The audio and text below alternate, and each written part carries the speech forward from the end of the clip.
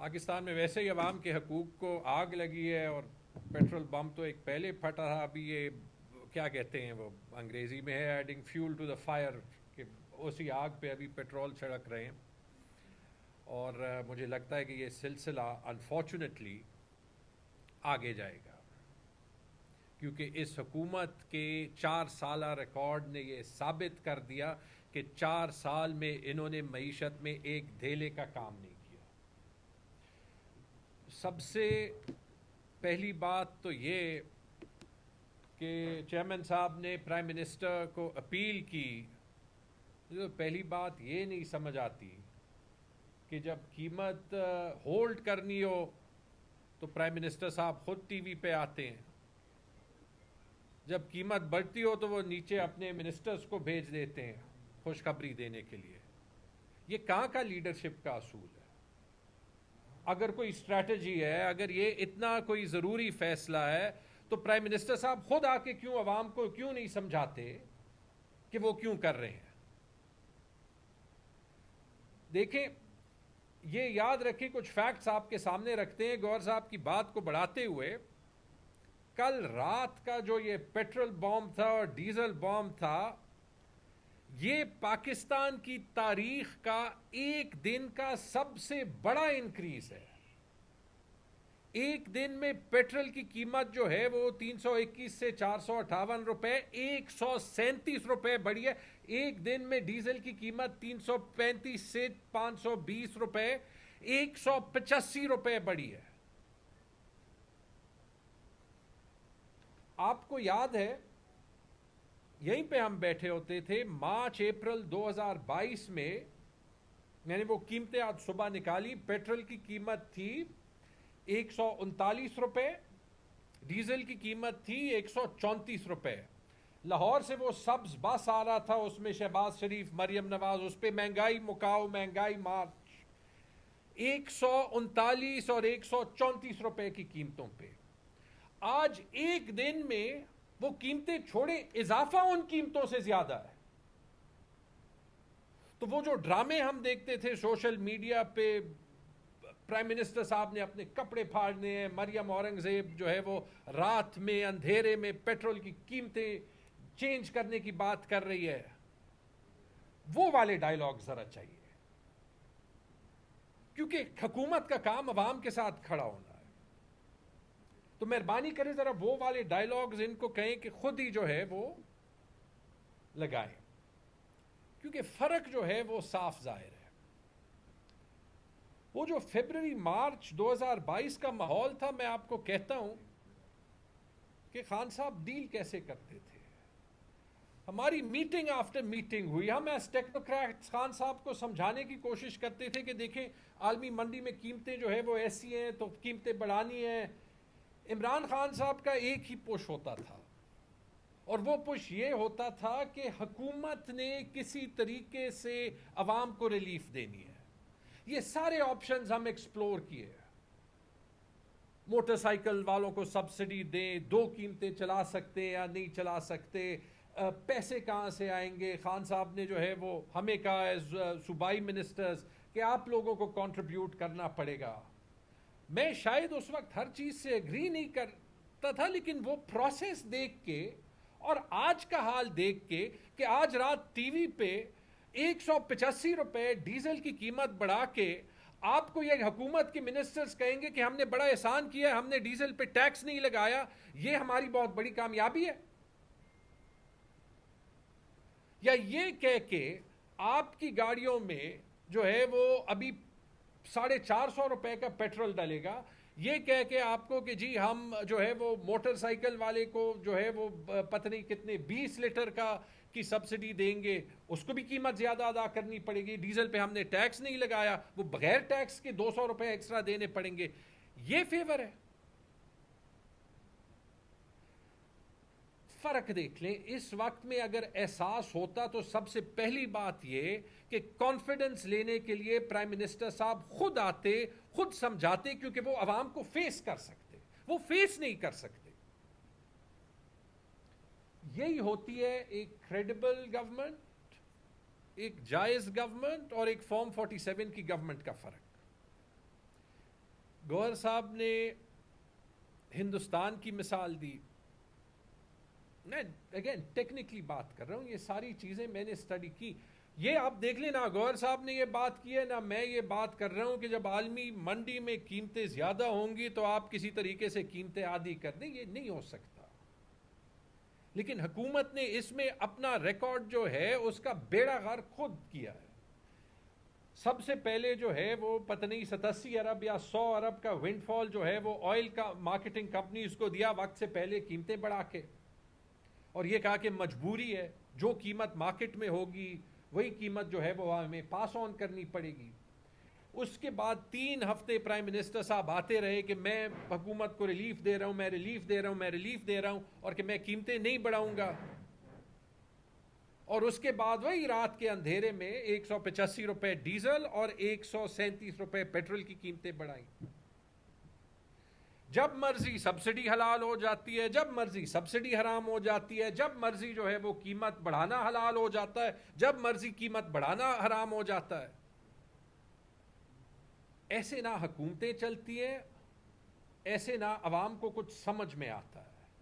اور اسی لیے یہ جو ابھی آپ پینک میں سٹیپس دیکھ رہے ہیں کہ یہاں پہ ایک ہفتہ جو ہے وہ پبلک ٹرانسپورٹ پہ جو بی آر ٹی پہ جائے گا اس کو جو ہے وہ قیمت نہیں دینی پڑے گی, بڑی اچھی بات ہے. لیکن جو آپ نے ڈیزاسٹر ابھی بویا ہے یہ اس کو سولو نہیں کرتا. میں دنیا کی بات کر رہا تھا, یہ حقیقت ہے کہ اگر آپ کچھ اور ملک دیکھ لیں جو ہم ایسے حالات میں کمپیئر کر سکتے ہیں اپنے آپ کو, تو وہاں پہ قیمتیں دیکھ لیں, پاکستان میں قیمتیں دیکھ لیں. پاکستان میں پیٹرول جو ہے وہ 458 روپے پاکستانی. کینیا میں جو $1.64 ہو گیا, کینیا میں $1.37 ہو گیا, یعنی 400 روپے سے کم.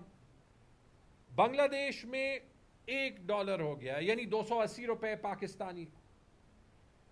بھارت میں وہاں پہ ہر شہر میں اپنا ریٹ ہوتا ہے, کہیں پہ 280 روپے ہے پاکستانی, کہیں پہ 290 روپے, کہیں پہ 300 روپے, کہیں پہ 310 روپے.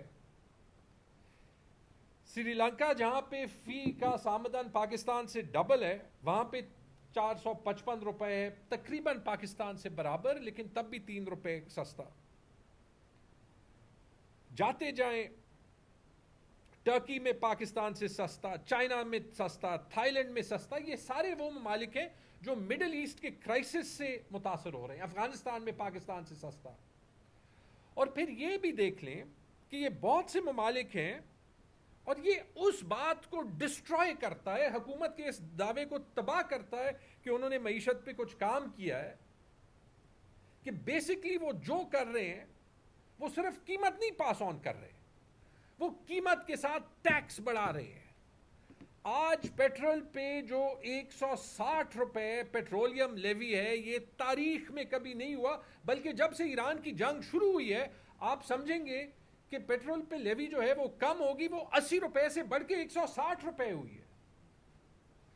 اور صرف وہ ٹیکس تو نہیں ہے, اس کے بعد جو ہے وہ 24 روپے کسٹم ڈیوٹی ہے.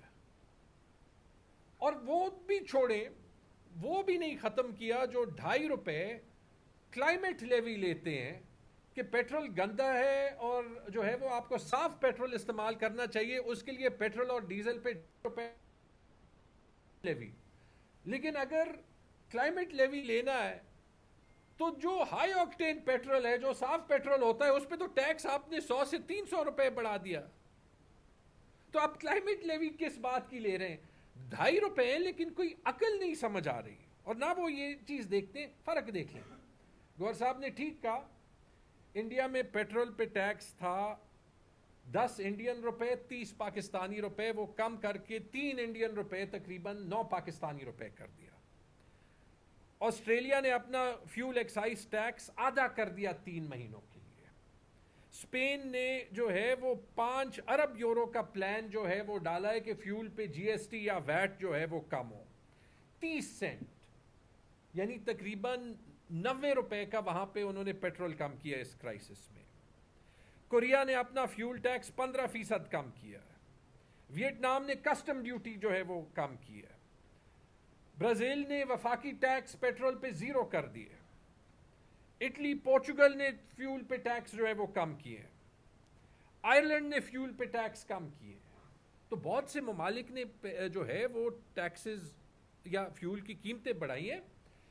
لیکن اگر آپ کی معیشت پہ کچھ کام ہوتا تو حکومت کے پاس یہ کیپیسٹی ہوتی کہ وہ ایسے وقت میں پیٹرول پہ ٹیکس ڈبل نہ کرتا. اور وہ جو آپ کو کہیں گے کہ ہم احسان کر رہے ہیں, ڈیزل پہ ٹیکس نہیں بڑھا رہے, وہ تب جو ہے بات مانی جاتی جب پیٹرول پہ ٹیکس چلے کم نہ کرتے, کانسٹنٹ تو رکھتے. وہ ڈیزل والا ٹیکس پیٹرول کی گاڑی, پیٹرول کی موٹر سائیکل چلانے والوں پہ ڈال دیا.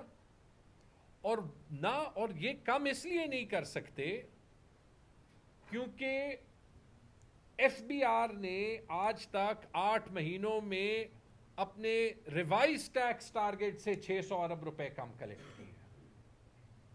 یہ کم اس لیے نہیں کر سکتے کہ پرائم منسٹر ہاؤس کے خرچے کم ہونے کے بڑھائے بڑے ہیں. یہ کم اس لیے نہیں کر سکتے کہ پریزیڈنٹ ہاؤس کے خرچے جو ہے وہ کم ہونے کے بڑھائے بڑے ہیں. یہ کم اس لیے نہیں کر سکتے کہ سینٹ چیئرمین کے لیے 4500 سی سی کی گاڑی آئے گی. یہ کم اس لیے نہیں کر سکتے کہ پوری دنیا میں صرف ایک ہی چیف منسٹر, ایک ہی گورنر ہے جس کے پاس ایک گلف سٹریم G550 جیٹ ہے. وہ کون سے ملک میں ہے؟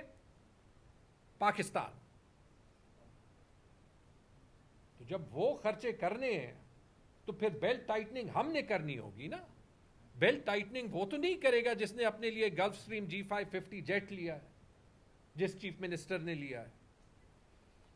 یہ بات بھی گور صاحب نے بالکل ٹھیک کی کہ سبسڈیز کو ہم ضرور ویلکم کرتے ہیں, لیکن یہ سبسڈیز ٹرائی نہیں ہوئی. یہ سبسڈیز بہت بڑی رسک کے ساتھ آتی ہیں. وہ رسک یہی ہے کہ کل موٹر سائیکل والے کو ملتی ہے, پیٹرول والا جو ہے وہ موٹر سائیکل کے بجائے جو ہے وہ کسی گاڑی والے کو دیتا ہے, ایک سے رشوت لے کے دوسرے کو دیتا ہے.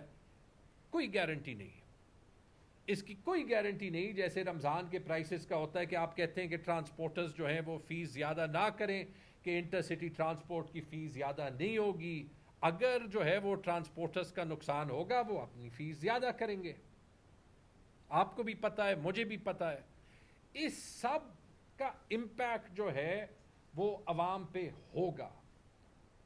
اور صرف یہ نہیں, اس سے آپ دیکھ لیں جو ایگریکلچر پہ امپیکٹ ہوگا, جو فرٹیلائزرز پہ امپیکٹ ہوگا. آپ سوچ لیں کہ 185 روپے قیمتیں بڑھنے کا جو ہے وہ مہنگائی پہ کیا امپیکٹ ہوگا. اور اسی لیے یہ باقی ممالک نے یہ سٹیپس لیے پیٹرول کی قیمتیں کانسٹنٹ رکھنے کے لیے.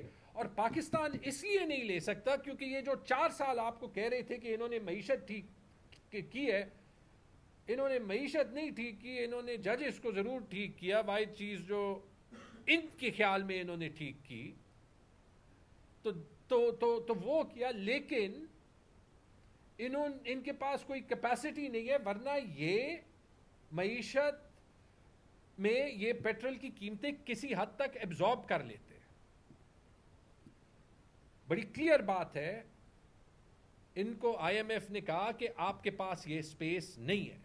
تو ایک دم آپ نے دیکھا کہ 24 گھنٹوں کے اندر آپ کو جو ہے وہ پیٹرول پہ قیمتوں کا وہ بم پھٹنے کو ملا جو کبھی کسی نے سوچا بھی نہیں تھا. دیکھیں اینڈ میں اگر کچھ چیزیں کہیں نا, کہیں یہ کہتے ہیں کہ آپ لوگ جو ہیں وہ کیا کریں, یہاں پہ بڑے کلیئر سگنلز چاہیے.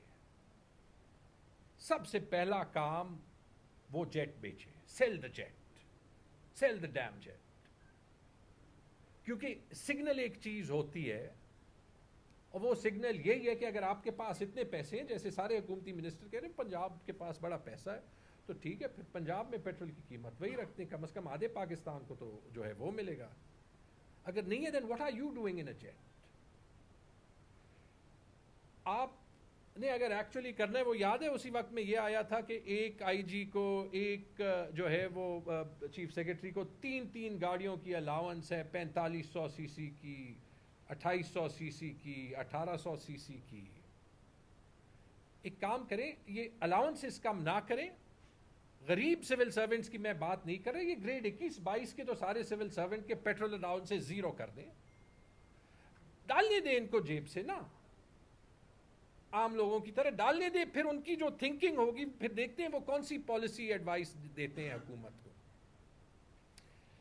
جو میں بار بار جو ہے وہ چیختا ہوں کہ دیکھیں جو ہمارے سرکاری سیکٹر کا نظام ہے، پینشنز کا نظام ہے، جو اس پہ ہم سرکاری سیکٹر میں 6,500 ارب روپے تنخواہوں اور پینشنز میں لگاتے ہیں، 10 میں سے 2 لوگ کام کرتے ہیں، 3 کرتے ہیں، آپ نے کہا ہے کہ کفایت شاری کرنی ہے، دکھائیں 1 روپے کی بچت،